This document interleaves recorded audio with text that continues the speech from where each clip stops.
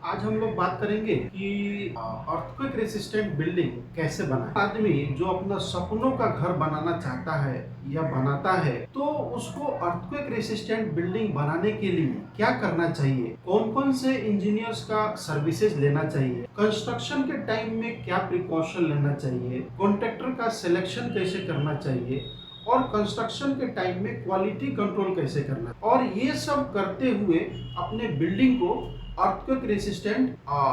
कैसे बना सकते हैं। तो इसी टॉपिक पे आज हम लोग बात। तो जब भी हम एक नॉर्मल आदमी जब बिल्डिंग बनाने के लिए जाता है, तो सबसे पहले उसको क्या करना चाहिए कि किसी लोकली इम्पेंडल आर्किटेक्ट या इंजीनियर्स को हायर करना चाहिए। जिस एरिया में भी आप रहते हैं वहाँ का लोकल डेवलपमेंट अथॉरिटी में आर्किटेक्ट या इंजीनियर्स या स्ट्रक्चरल इंजीनियर्स या जियो टेक्निकल इंजीनियर्स का इम्पेनलमेंट होता है। तो जो भी आपके एरिया में जो आर्किटेक्ट या इंजीनियर, कहीं कहीं जैसे हम लोग के यहाँ वेस्ट बंगाल में एलबीएस भी बोलते हैं, तो आर्किटेक्ट और इंजीनियर्स को हायर करके सबसे पहले अपने रिक्वायरमेंट के अकॉर्डिंग बिल्डिंग बायलॉज के कंसीडर करते हुए आपको फ्लोर वाइज बिल्डिंग प्लान बनाना चाहिए। जब बिल्डिंग प्लान आपका फंक्शनल रिक्वायरमेंट को पूरा कर दे या जो भी करेक्शन है वो सब करेक्शन करने के बाद से जब आपका बिल्डिंग प्लान जब फाइनल हो जाए आर्किटेक्ट और इंजीनियर के तरफ से आपका रिक्वायरमेंट को कंसीडर करते हुए, तो उसके बाद से किसी इम्पैनल जियो टेक्निकल इंजीनियर को हायर करना चाहिए और फिर उससे सॉइल टेस्टिंग कराना चाहिए। सॉइल टेस्टिंग का नंबर ऑफ बोर और डेप्थ कितना होगा वो स्ट्रक्चरल इंजीनियर के कंसल्टेशन में वो फाइनल करना चाहिए। तो सेकंड, सॉइल टेस्टिंग करना चाहिए। थर्ड, किसी इम्पैनल स्ट्रक्चरल इंजीनियर के द्वारा बिल्डिंग का स्ट्रक्चरल एनालिसिस एंड डिजाइन करना चाहिए। ये स्ट्रक्चरल इंजीनियर बेसिकली होते क्या है कि आपका जितना भी नंबर ऑफ फ्लोर्स है उसको कंसीडर करते हैं, उसका लोड कैलकुलेट करते हैं, और जो भी लोकेशन एरियाज में जो बिल्डिंग बनने जा रही है उसका सिस्मिक जोन, यानी कि भूकंप में वो कौन सा जोन, भूकंप के लिए वो एरिया कौन सा जोन में है, उसको कंसीडर करते हुए बिल्डिंग का स्ट्रक्चरल एनालिसिस एंड डिजाइन कर, उसके बाद से structural drawing and calculation report तैयार कर। जब building plan, soil testing, structural design and drawing जब फाइनल हो जाए, तो फिर दो ड्राइंग, बेसिकली आर्किटेक्चरल ड्राइंग और स्ट्रक्चरल ड्राइंग को लेकर के फिर किसी अच्छे कॉन्ट्रैक्टर जिसके पास अच्छा वर्कमैनशिप हो उसको देना चाहिए। मतलब जब हम कॉन्ट्रैक्टर को सिलेक्शन करने जाए तो अपने हाथ में आर्किटेक्चरल ड्राइंग और स्ट्रक्चरल ड्राइंग का कंप्लीट सेट होना चाहिए, और फिर वो ड्राइंग कॉन्ट्रैक्टर को देना चाहिए जिसके पास अच्छा वर्कमैनशिप हो। ये दोनों ड्राइंग देने से क्या होता है कि कॉन्ट्रैक्टर अपना स्कोप समझता है कि कॉलम की साइज या पिलर की साइजेस कितने हैं, कितने टाइप के कॉलम हैं, उसमें लोहा कितने हैं, बीम का साइज क्या है, उसमें लोहा कितने हैं, उसके साइजेस क्या है, स्लैब का पैनल कितना है, उसके थिकनेस क्या है, फाउंडेशन का सिस्टम क्या है, नेचुरल ग्राउंड लेवल से फाउंडेशन का जो डेप्थ होगा और गड्ढा होगा वो कितने साइज का होगा, ये सब डिटेल बेसिकली कॉन्ट्रैक्टर वो कैलकुलेट कर लेता है स्ट्रक्चरल ड्राइंग से, और फिर आर्किटेक्चरल ड्राइंग से वो फिनिशिंग, आपको फ्लोरिंग,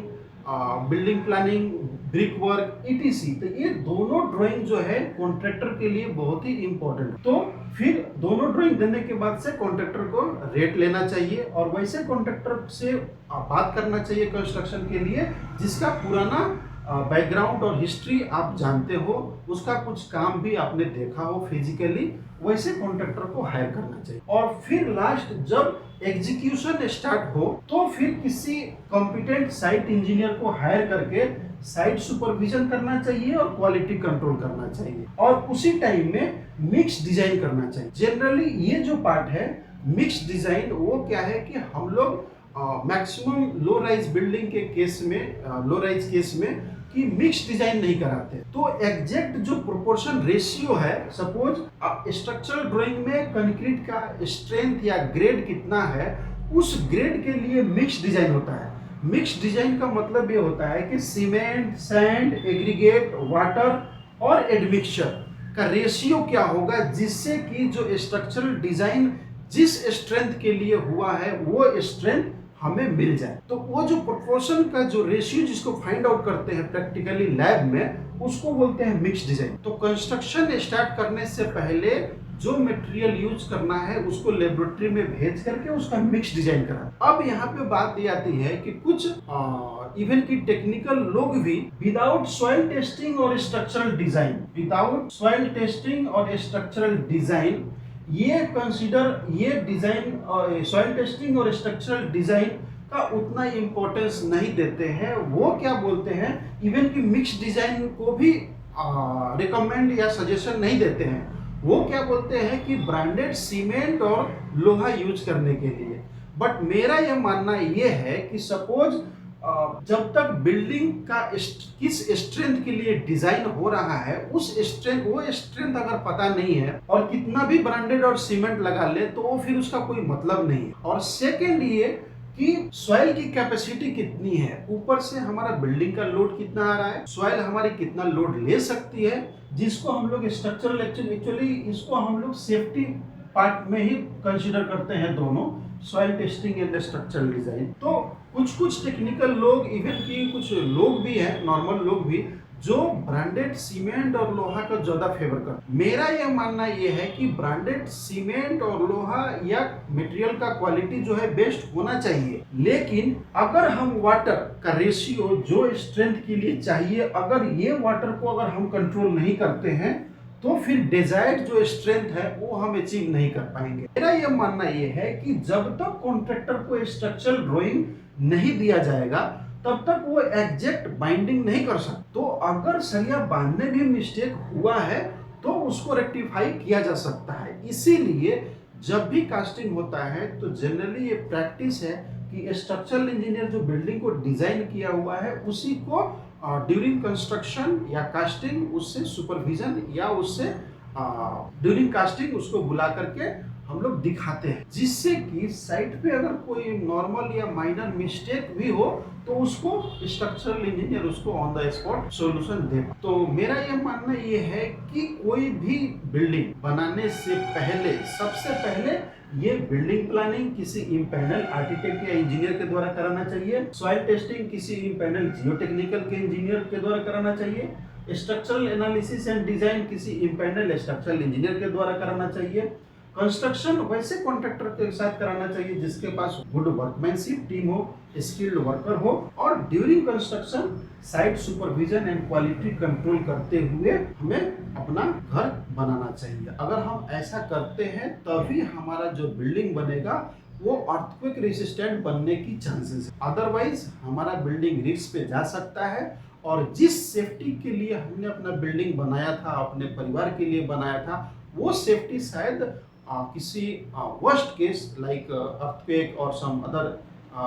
हैजर्ड्स वो हमारा सेफ्टी को फुलफिल ना करे। इसीलिए जब भी बिल्डिंग बनाए तो ये जो टेक्निकल लोग हैं इनको हायर करें और फिर उनसे डिजाइन कराने के बाद से ही बिल्डिंग का कंस्ट्रक्शन करें। अब बात ये आती है कि अगर हम इन लोगों का सर्विसेज लेते हैं, अगर ये process total exact process follow करते हैं तो मोटा मोटी कितना खर्चा आ सकता है किसी इंजीनियरिंग कंसल्टेंसी का। तो किसी भी इंजीनियरिंग कंसल्टेंसी का अगर ये सर्विसेज आप पूरा लेते हैं तो मोटा मोटी जो एक आइडिया है टोटल कंस्ट्रक्शन